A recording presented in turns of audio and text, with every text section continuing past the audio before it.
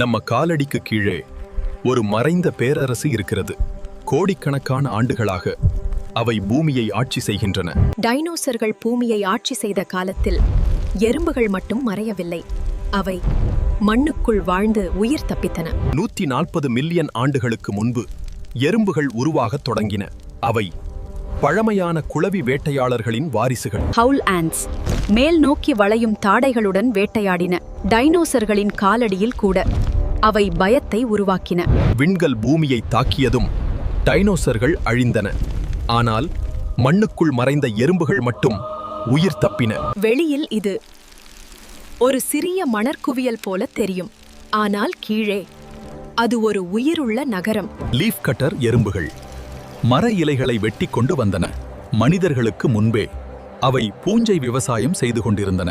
எறும்புகளும் போர்களை நடத்துகின்றன. சில இனங்கள் மற்ற கூட்டங்களின் குழந்தைகளை கடத்திச் செல்கின்றன.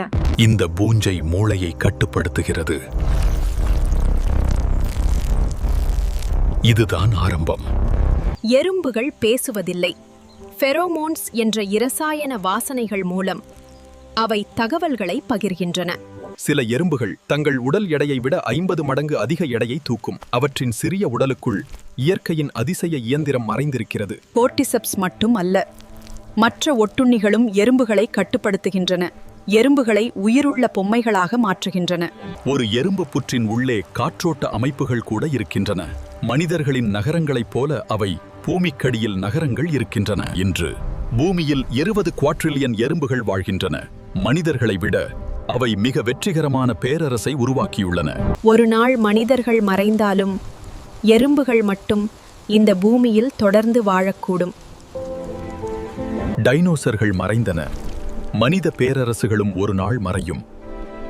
ஆனால் எறும்புகளின் வாழ்ந்து கொண்டே இருக்கும். நம்ம காலடிக்கு கீழே ஒரு மறைந்த உலகம் வாழ்கிறது.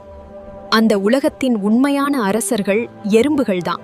இன்னும் பல தகவல்களுக்கு பிக்சல் பல்ஸ் ஸ்டுடியோவை சப்ஸ்கிரைப் பண்ணுங்க.